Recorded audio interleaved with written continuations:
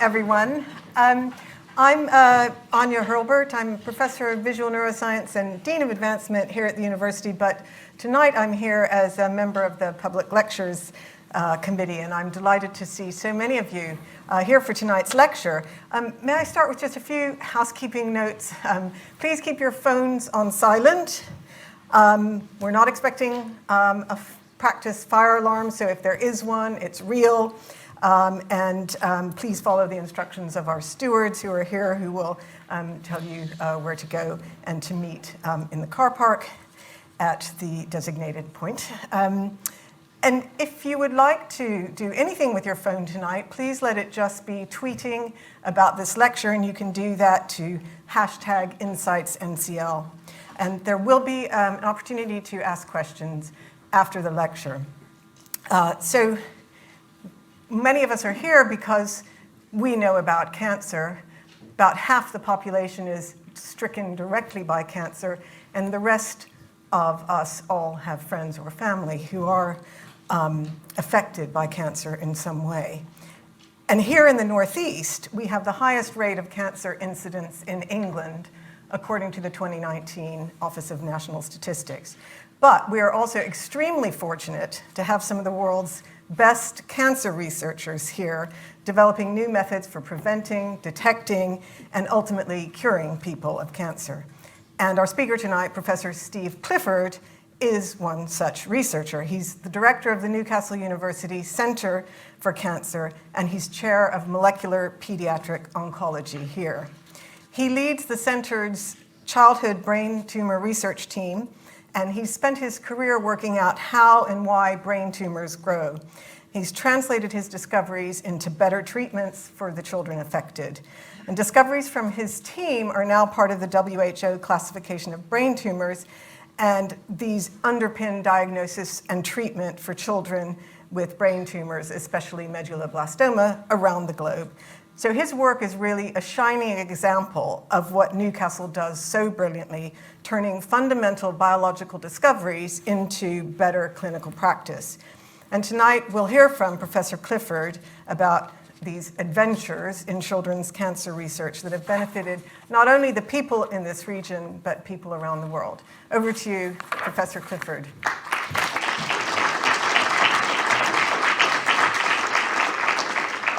Well, thank you so much, Anya, for such a warm welcome. And it really is terrific to see so many people here in the room tonight. So welcome, and thanks for taking the time to come.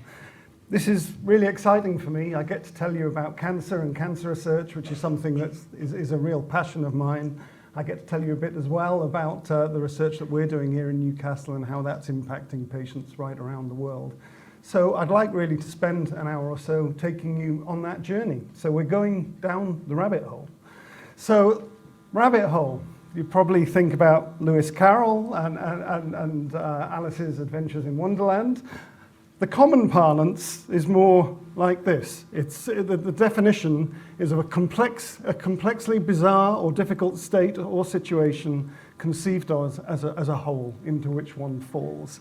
Now it's this bit that's really important, and that's that it's about the pursuit of something that leads to other questions, other problems, and other pursuits.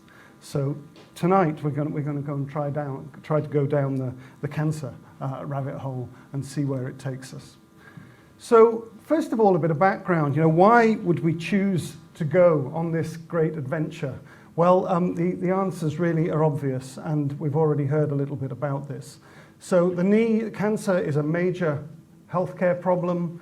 It affects 1 in 2 of us in the population. That accounts for about 300,000 people every year in the UK.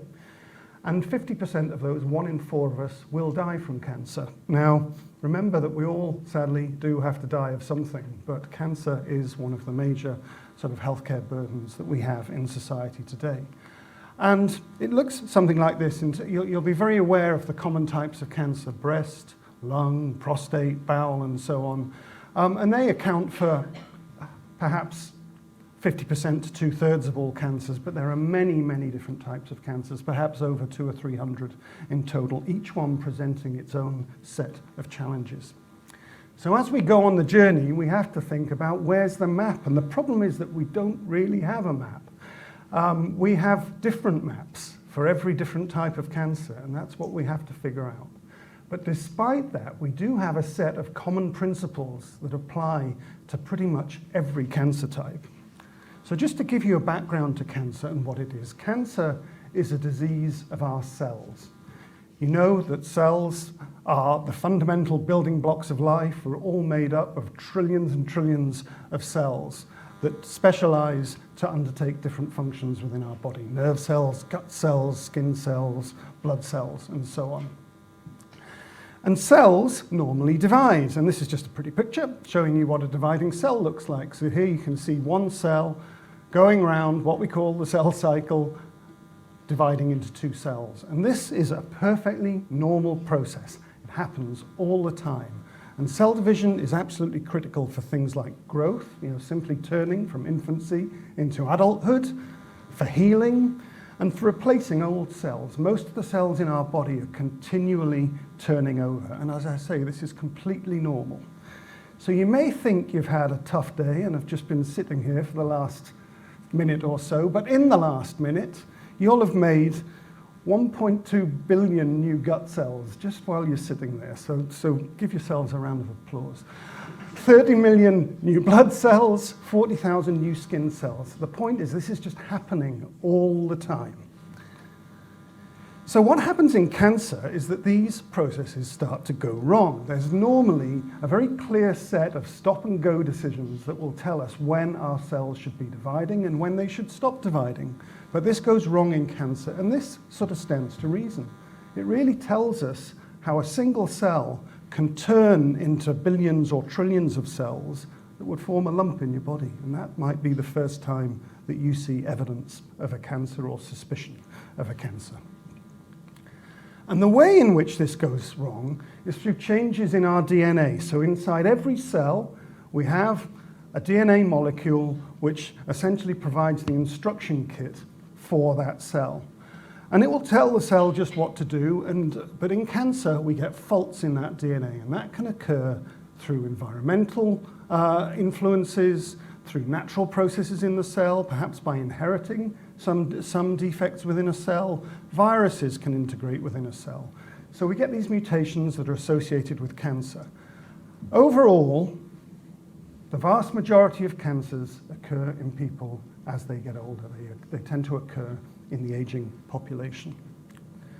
So when I said at the outset that essentially there is a map, that there is a set of processes that cancers will develop, and please don't read this in too much detail. So as well as dividing, cancers will acquire a whole set of changes, and these tend to be the same in almost every cancer. Although they're different cancers with different pathogenesis, with different outlooks, that core set of principles that cause a cancer to develop are essentially the same for everyone. So the sorts of things a cancer will do will all stand to reason. The ones I'll pick out are cells dividing more quickly, cells forgetting how to die, so two sides of the same of the same seesaw, really. Cancers can make their own blood supply, so they don't run out of nutrients, they keep on growing. And cancers ultimately, as many of you will be aware, can invade the tissues around them and start to spread to different points around the body. So these core principles are the absolute blueprint for pretty much every cancer. So knowing what cancer is, we've now got to pack our rucksacks to go on this journey and think about what we need. And this gives me a chance really to tell you about how we've set ourselves up to do cancer research here in Newcastle. So we have the Newcastle University Cancer Centre. It brings together our university experts together with NHS experts from around the region, and we think we have something like 600 researchers and clinicians that are part of this Newcastle University Centre for Cancer. And it's a cancer centre that is absolutely built around the patient. We love doing research, but we want to do research that will change things for patients. So this is our strapline. We want to discover, prevent, better diagnose, and better treatments, all for the cancer patient. And this is how we've grown over the last 40 years. So back in the 80s, we started off with a small but very enthusiastic cancer research unit based in the medical school. In that time, we've developed our drug discovery unit, a paediatric oncology unit. We've built purpose-built buildings to undertake our cancer research in. And then critically for taking things through into the clinic, it's not just about our research buildings. We've got the Northern Centre for Cancer Care, the Great North Children's Hospital. People in all of these facilities work together on a day-to-day basis to try and bring our cancer research into the clinic. And if you know Newcastle, this is really just to show you how we're predominantly based around campus here, but we have the various hospital facilities and other facilities all working together. We had a dream back in 2005 that we'd get everyone into one building. I think that lasted about 3 years, and since we've spread again right around Newcastle, but we work together incredibly closely. So this is what we're trying to do. We want to change cancer practice. We want to make discoveries here in Newcastle that change how cancer research and cancer treatment is delivered right around the world, and we want that to impact our patients in Newcastle. And that's the beautiful circle that we really want to keep going round and round, and that's our fundamental mission.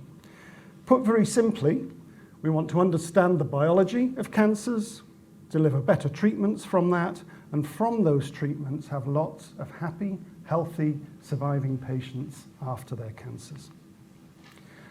And the way we do that is to build teams. We know that no one can do this on their own, so to do any advances of these kinds, we need to work together closely. So the sorts of teams we build depend on the job we want to do. But for instance, if we want to work on a particular disease, we might have to bring a doctor together with a researcher, together with a pathologist, say.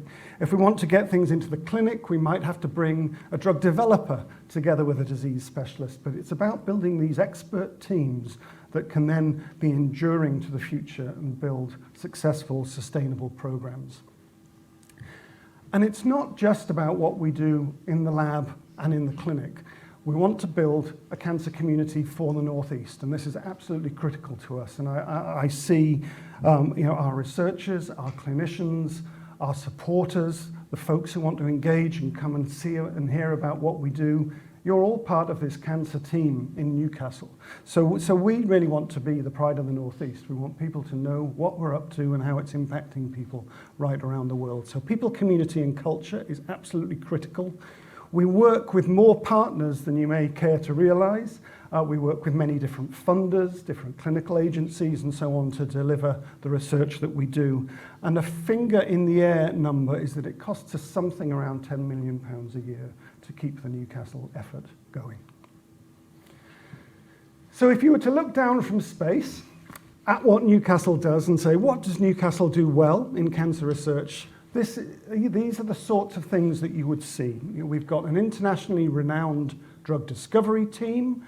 We're really well known for paediatric oncology, for undertaking cancer pharmacology, early detection and prevention, as well as specific initiatives in diseases like colorectal cancer, liver cancer, and prostate cancer. And as I say, our leaders here in Newcastle really do represent us right around the world in taking all of these areas forward. So just to give you 3 quick snippets of the sort of works we do. We do a great deal around diagnostics and biological understanding. This just shows us how we've developed advanced genomic diagnostics for a cancer that we used to think was just one type of cancer. We now split into 8 different types of cancer. That's become part of the WHO classification of tumours, and in turn, based in Newcastle here, centres from all around the UK send their patients' material to us so that we can do these advanced specialist tests so that they can then in turn influence how their treatment is given to them. Our drug discovery team are world renowned. We've developed 2 drugs from the point of first chemistry through to FDA approval and use in frontline cancer treatment. To put that in some perspective, there's only one other institution that's developed a drug through to the clinic in that way in UK academia. So that's something we're really proud of.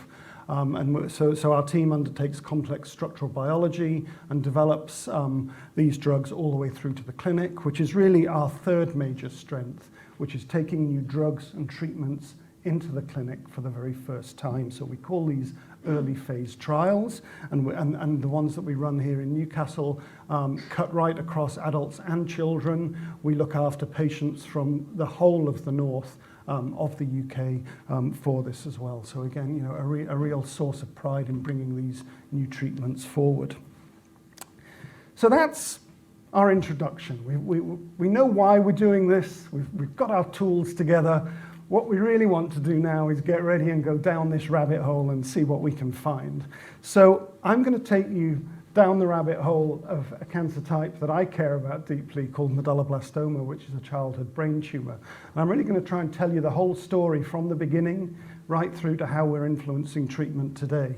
So going back to our definition of a rabbit hole, it's definitely a pursuit that has led to other questions, and it's just really been an ongoing pursuit. But what we've got to think about is, when can we do this? When can we take the discoveries that we've found and start to turn them into advances that could be used to help a patient?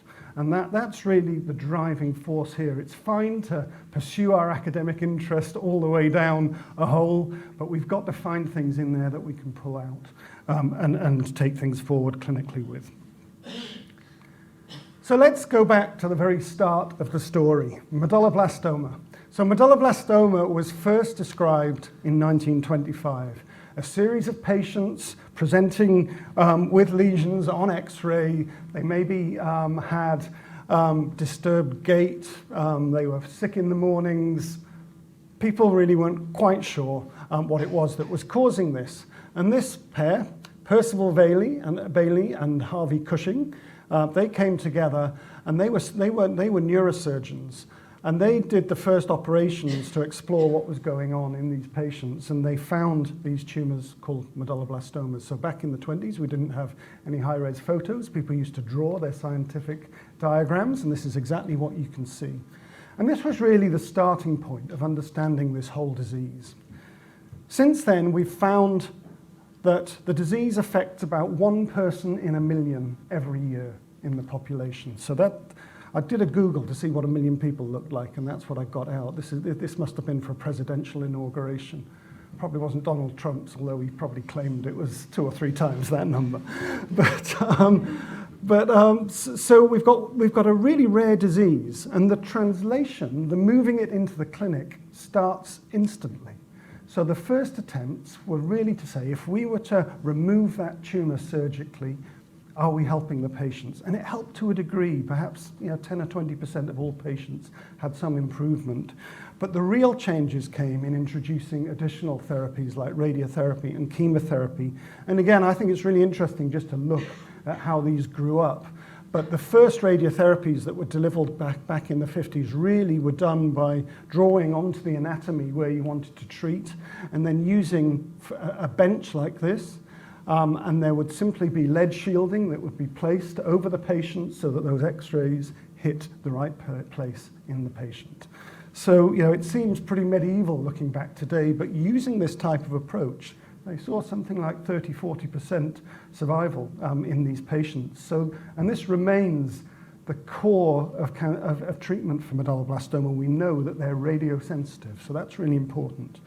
The second area that improved things was to start to introduce chemotherapy on top of that radiotherapy. So of course this has improved over the years, but really it's been about refinement of what we knew back in the 50s and the 60s.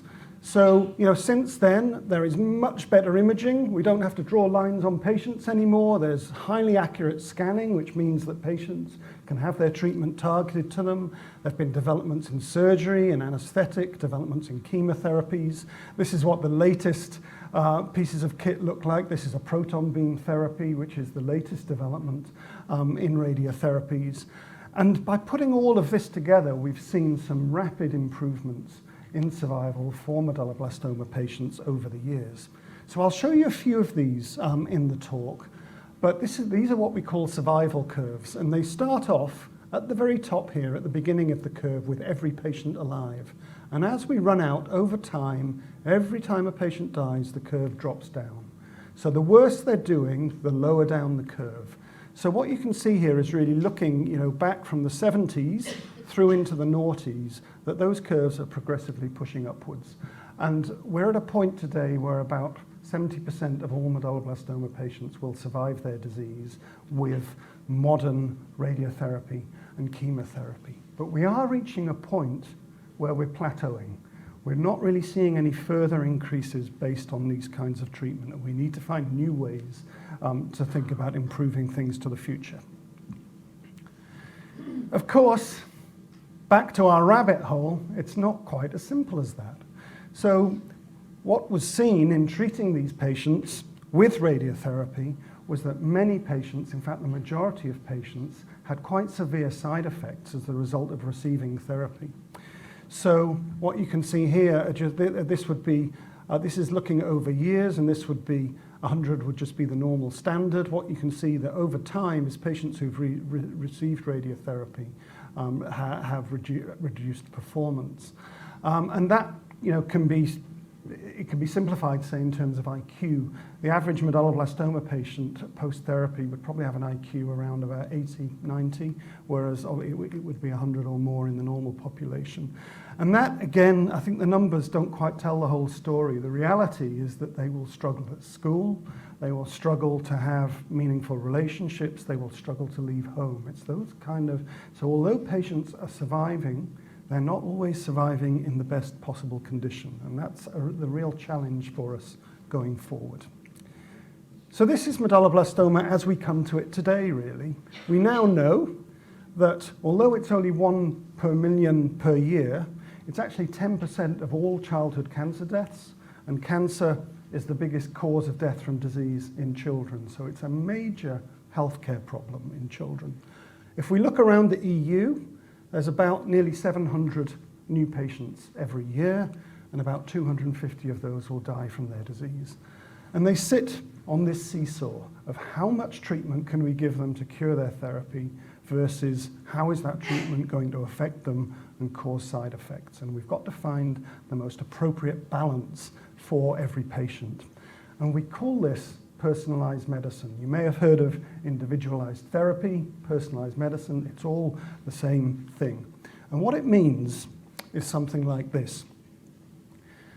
So just to take you through very simply, at the very top, we want to understand the cancer and the biology of the cancer and the biology of the patient, and use what we find to be able to individualize therapy. What that means is that if we can pick out the good actors, we can look to give them less therapy.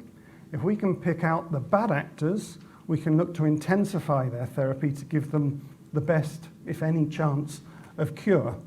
And then also we can look to understand the biology to see if we can develop all new drugs and agents that we can use for these cancers as well.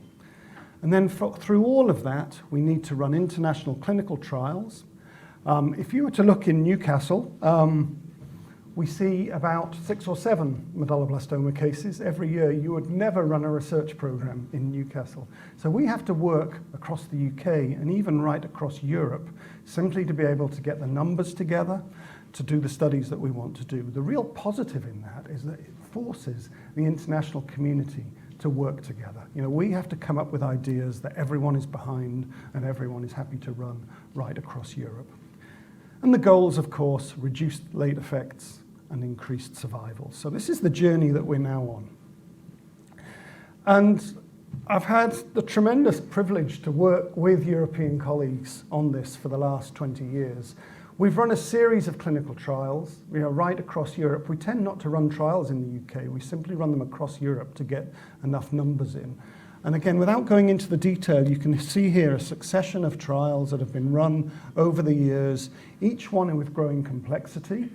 And also, as we've done research studies along the way, each of them incorporating those biological findings to make the next level of improvement. So it's been really fun to work with our European colleagues on this. It really is like a big family that comes together. So I'm now going to tell you the story of what we've done in these trials. And I'm not going to get too scientific with it, but I've got to tell you about some science. So the first port of call back in the 90s was the recognition that there are a series of families, perhaps 5% of all patients with a medulloblastoma, where that medulloblastoma arises in the context of a family. So that is, you might see a risk for medulloblastoma in the parents, you might see it in the offspring, you might see it in relatives. And what we can do through that is start to plot out family trees, and we can start to understand the key bits of DNA that come down with the disease. And by doing that, you can find the genes that are responsible for medulloblastoma in these families. And that's exactly what happened through looking at 4 or 5 different types of familial inheritance. Ultimately, we were able to come up with a couple of key biological pathways that are involved in the disease. Now, don't get too hung up on these. A lot of cell biologists, particularly fly biologists, are real boffins, so they call them things like sonic hedgehog. But one of the pathways is called sonic hedgehog, one of them is called wingless. But essentially, these are ways in which the cell communicates signals that tells the cell how to divide. And the genes that we were finding up here play critical roles in these 2 pathways. And just about at the same time as finding this out in cancers, we were also finding out that those same pathways were critically involved in normal development of the cerebellum at the back of the brain.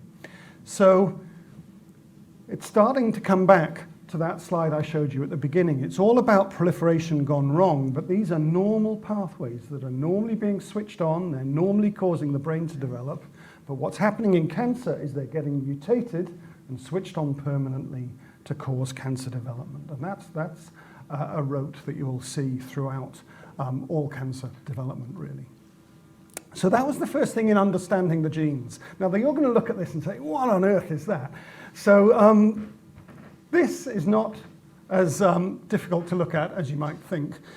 Around about the turn of the noughties, moving into the tens, we generated technologies that started to allow us to look at the whole of the genome in the whole of the cell. So in every cell of your body, there's around about 20,000 genes instructing it what to do. And we can start to look at their status, and we can start to look at how they're expressed. And we can also do that in a large number of cancers. So moving on from those studies I showed you where we were maybe looking at 10 or 20 cancer patients, here we can start to look at hundreds of patients.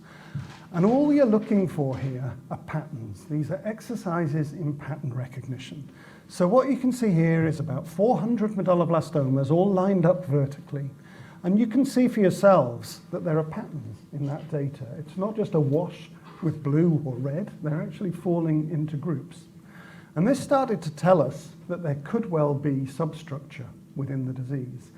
And perhaps the clinching piece for me in the argument was that there was 2 other groups, these 2 groups here, that they, as well as having particular gene expression patterns, they contained all the mutations in particular gene pathways. So there was one group, which we now call the sonic hedgehog group, which has all the mutations in the sonic hedgehog pathway, and one group called the Wnt group, which has all the mutations in the Wnt pathway. So we're starting to see what was an amorphous group of disease turning into a substructured disease that might actually mean something. And the next step beyond that came from whole genome sequencing. You've probably heard about the NHS starting to sequence whole genomes. That's exactly what was happening in the research setting 5 or 10 years ago. And what that really allowed us to do was to layer all of the known mutations in a cancer onto those types of gene expression patterns. And what was really telling was that we didn't really find too much more than we found with those inherited diseases. The inherited diseases led us to most of the major genes. And this really, if you like, coloured in the picture around them. So we don't need to dwell on the detail, but the last key piece of this jigsaw is that as well as finding groups in the disease, we were able to find that those groups of the disease actually originated from different cells in the developing brain.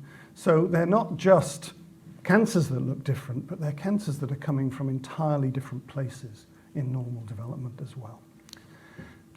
So that led us to this. In 2012, we were able to agree on the number of groups in the disease, and that, of course, as I'm sure you can imagine, took a bit of discussion. Many of us said it was about what we disagreed on least, but it's really this was the consensus, and it's what we agreed. So there is the Wnt subgroup, the sonic hedgehog subgroup, and then group 3 and group 4, which don't have particular genes associated with them, and they all have different clinical features, different biological features, and really, I think, gave us the framework for the current understanding of the disease. Most importantly, as I say, it's about going from a disease that looked like it was one thing to now understanding it as a series of different molecular diseases. So that's all well and good, but what does it actually mean? And this finding here on the right is perhaps the most, it may not look too impressive, but for us it's probably the greatest eureka finding that we've had in our time working on medulloblastoma. So survival curves again, but what we were able to see was this yellow line, and this yellow line is all of these Wnt patients. So essentially 100% of the Wnt patients survive their disease, which was a terrific finding for us, and has really been the core of being able to take on different treatments for that group of patients. But also we were able to pick out other groups of patients that were doing much worse and some that had a more intermediate risk status. So this gave, again, the groundwork not just for understanding the disease in a different way, but thinking about how we might treat it differently. So these findings, as we've already heard, were taken up into the World Health Organization classification. So the World Health Organization, as I'm sure you're aware, they don't just monitor COVID, they look after healthcare issues right around the world, and they publish a series of diagnostic handbooks for every disease, essentially. So for the brain tumor handbook, the medulloblastoma classifications went in, and this was the first time that molecular classifications went in alongside conventional clinical classifications. So we were really thrilled when they lit up the Gateshead Millennium Bridge in the colours of the subgroups. So here you've got Wnt, Sonic, Group 3 and Group 4. We love to tell ourselves they did it for us, but I think it just happened, but it makes for a lovely picture. So that's the groups, but how do we actually take this forward clinically? So this is what we've been doing for the last 5, 6, 7 years, is that we've been running all new clinical trials where when a patient comes through the door, we take frozen samples of the tumour and do some very complex molecular genetic analysis. And from that, we place the patients into different risk groups that we couldn't before. So we have the Wnt group that do incredibly well, and for that group, we've reduced their treatment to see if we can maintain good survival rates, but with much reduced side effects. We're able to pick out the high-risk cases, they go on to the high-risk trial, and we have intermediate cases that we can ask different questions for. I think for us the most important thing is that now if you look right across Europe, there's a clinical trial open that is treating every different demographic of the disease using these molecular features that have been picked out by the research groups from around Europe. And of course it's circular, so we can do all this, but we also collect frozen material so that we can do the next wave of studies, and that's what we hope will lead us on to the next thing. So just advancing down the rabbit hole a bit further, we've sort of seen so far what we can do when we look at hundreds of patients. What we're looking at now is how over the last 5 years or so we've been able to ramp that up to looking at thousands of patients at the same time. And again, the genomic technologies get ever more complex, and of course that's led to even more heterogeneity in the disease. So what we used to call Group 3 and Group 4, this is a graph that it essentially compresses data down, taking highly dimensional data into a simple single point on a plot so you can start to see how it relates. And you can see that there are, again, different groups sitting within here. So we now think there are 8 subgroups in what used to be 4. You can see the rabbit hole, can't you? Just looking at those, again, they all look different clinically, they have different survival rates, so they do actually look to be useful. And the key question is how we're going to use them. So again, these have made it into the latest iteration of WHO. It gets published every 7 years or so. So this is the 2022 version. And we now have our 8 group 3, 4 groups, but we've also split up the sonic hedgehog group into 4 as well. And again, it was lovely that down at the quayside they put on another celebration where they took our data and tried to replicate it, this time in fireworks, which I thought was very nice. So this is where it's taken us. For that group 3 and 4, which we couldn't previously split apart, we had another eureka moment here in that for that group we can now pick out an equivalently favourable risk group.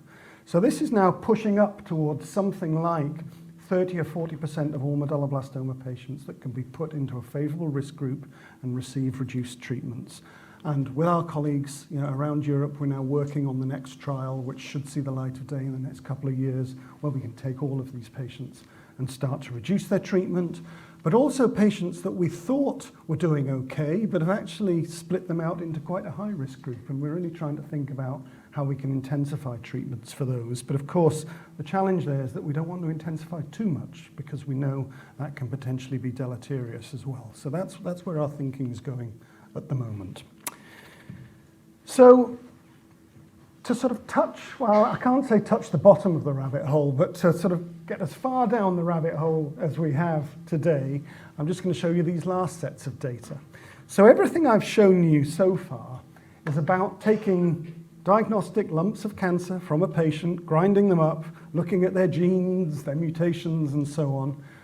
What we've been able to do in the last 2 or 3 years is to take those cancers and look at them at the level of the single cell. So we can look at every single cell within those cancers to see what they're doing for the first time. So what it's told us, very briefly, is that excuse me, I'm going the wrong way.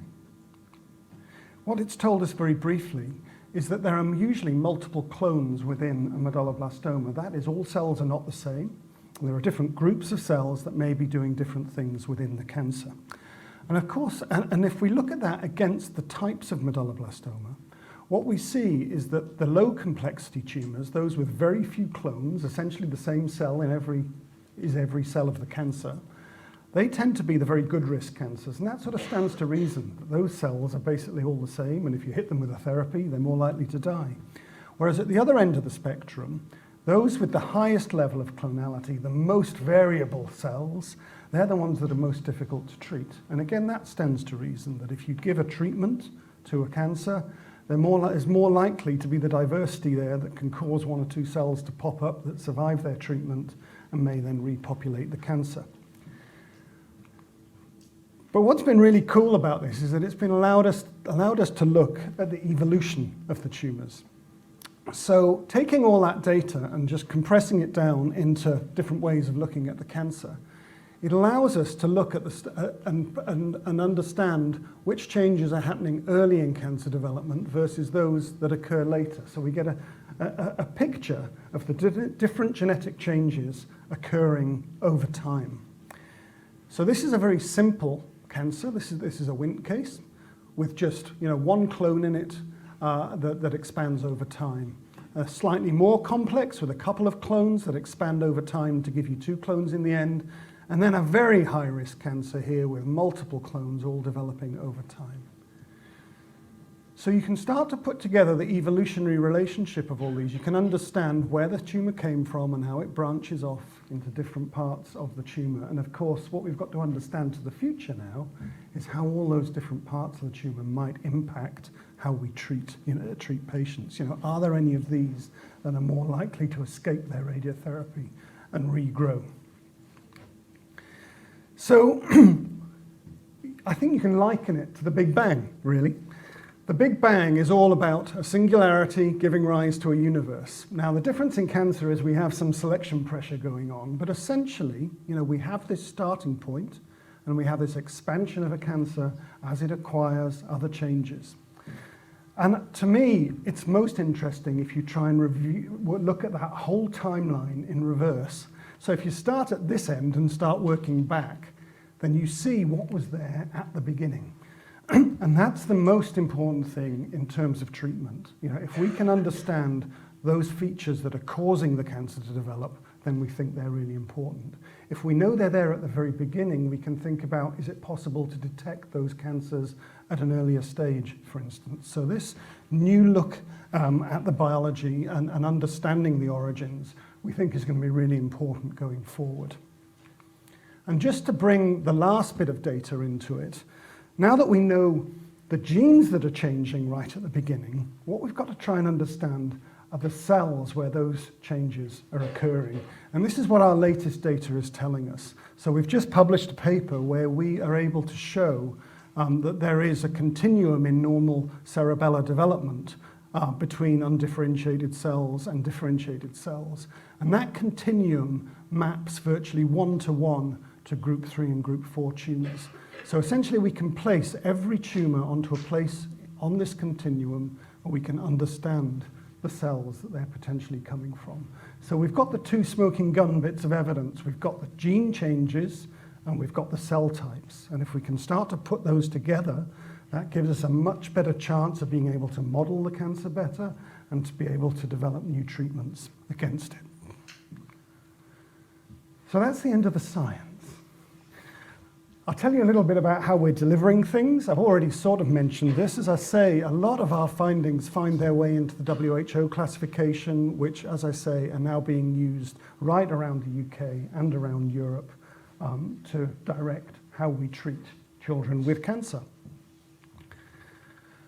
So I hope what I've been able to do in going down this rabbit hole is to give you a sense of how we're personalizing therapy for medulloblastoma. And I've put it as a line in the sand because it changes. It changes, every year or two. And it's our job as scientists, researchers and clinicians to interpret that and work out what can be taken through into the clinic to improve the outlook for patients with cancer. And this is really our ongoing journey. So the question really is, how much deeper can we go? How much deeper do we need to go? And I think from what we've seen, there are points all along this journey down a rabbit hole that you can start to branch out and make changes clinically and improve things for patients. You might argue the bottom of that rabbit hole is the day that we can diagnose every childhood cancer with a single blood test and treat it with a single pill. That's probably a deep hole to go down, but what we are seeing is that we're already starting to pick away at improving the outlook for large groups of patients through the types of approaches that we're taking. So I'll just finish off with a little bit about our impact. We went back to Harvey and Percival at the very beginning of the story. Since their day, things have improved incredibly. So looking back to the 70s, about a third of all children survived their cancer. Today, in fact, that slide's getting a little bit out of date. It's closer to 80% of all children will now survive their cancer. I hope what I've shown you, though, is that it's not quite as simple as that. Within that 80%, there's huge diversity. There are patients that will survive well. There are others that are probably getting very toxic treatments that we would love to be able to reduce the intensity of those treatments for. And of course, we still have the 20% that we absolutely need to find something for in the first instance as well. So looking forward to the future, it looks something like this. And this is a slide that CRUK use. Back to the 70s, looking across all cancer, about 25% survival. 2010, about 50%.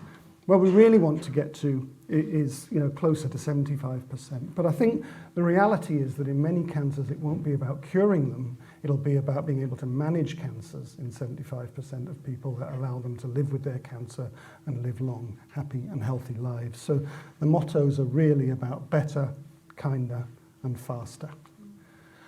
And going back to where we came in, we've just been down one rabbit hole today. The reality is, as I say, that there isn't a map for all cancers. There are principles that we can share across cancers. There are principles that we can try to apply from one cancer into another. But the reality is we have to go down the rabbit hole for every single cancer. And that's why, you read about improvements, which may seem small improvements every year. And it's going to be these incremental steps as we get down all these different rabbit holes that will ultimately make the difference in improving cancer outlooks for the population. I couldn't give this talk without a cast of thousands. I have a terrific team in Newcastle that we work with that are responsible for the vast majority of all the data you've looked at today. We work with funders, we work with partners right around Europe to make all this happen. And of course, we work with our stakeholders, and our supporters are perhaps the most important stakeholders in everything that we do. And with that, I'll say thank you. A couple of notes on there. If you want to read a bit more about cancer research in Newcastle, go and have a look on our website. We do have the Newcastle University Cancer Fund, which you can read a little bit more, which supports new startup initiatives and new people within Newcastle. And I do occasionally tweet the odd thing about what we do as well, if you wanted to go and have a look at that as well. But with that, I'll say thank you very much.